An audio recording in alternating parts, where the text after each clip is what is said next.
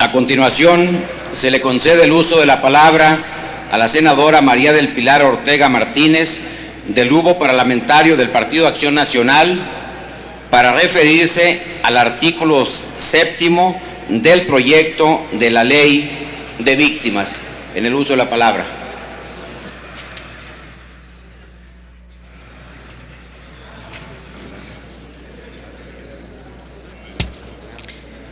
Con su permiso, presidente, señoras y señores. En 1974, el señor Rosendo Radilla Pacheco fue presunta víctima de desaparición forzada por elementos del ejército mexicano. Después de varias denuncias interpuestas por sus familiares ante instancias estatales y federales, en el año 2001 se presentó por distintas organizaciones de derechos humanos una denuncia contra el Estado mexicano ante la Comisión Interamericana de Derechos Humanos. Posteriormente, ante el incumplimiento del Estado mexicano en su conjunto respecto de las recomendaciones hechas por la Comisión, en el año de 2008, ese órgano internacional sometió el caso a la consideración de la Corte Interamericana de Derechos Humanos, la cual en el año 2009 dictó la sentencia correspondiente. Es por ello que la propuesta de reserva que hoy sometemos a su consideración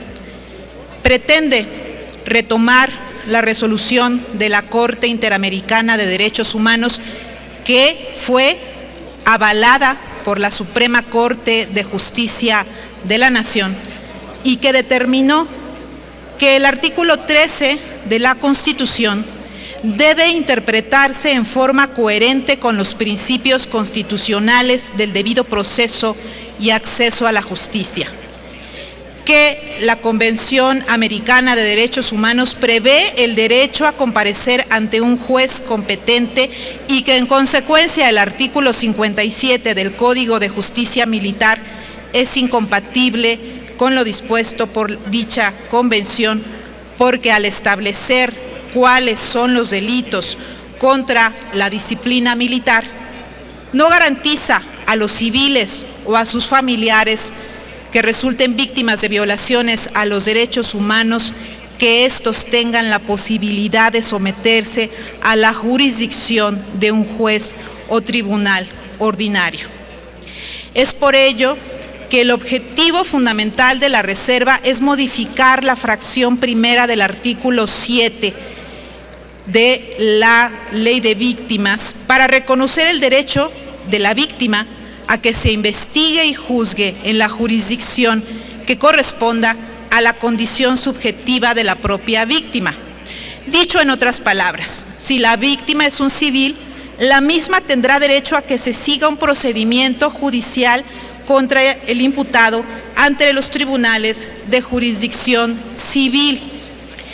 La reserva quedaría en los siguientes términos. En el artículo 7, donde dice: las víctimas tendrán, entre otros, los siguientes derechos. Fracción primera,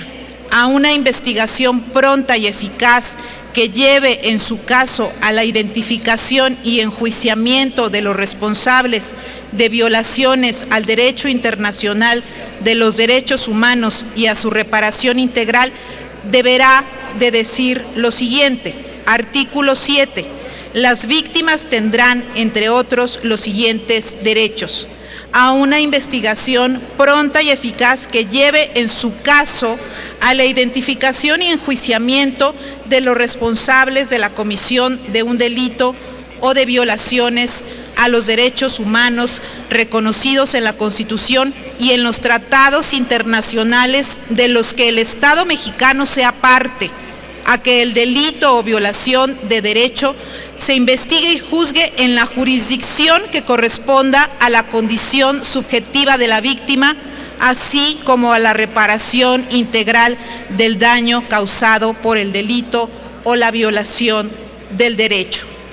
Señoras y señores senadores, Aprobar esta reserva implica ser congruente con las resoluciones internacionales en materia de derechos humanos, ser congruentes con las resoluciones emitidas por la propia Suprema Corte de Justicia de la Nación de este país, ser congruentes con nuestra obligación de apoyar a las víctimas no solo en el discurso, sino en los hechos.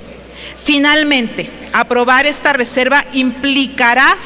favorecer el derecho de las personas civiles víctimas de violaciones a los derechos humanos de someterse a la jurisdicción de un juez ordinario. Votarla en contra implicará no querer reconocer este derecho fundamental para las víctimas. Es cuanto, presidente. Gracias, senadora María del Pilar Ortega Martínez.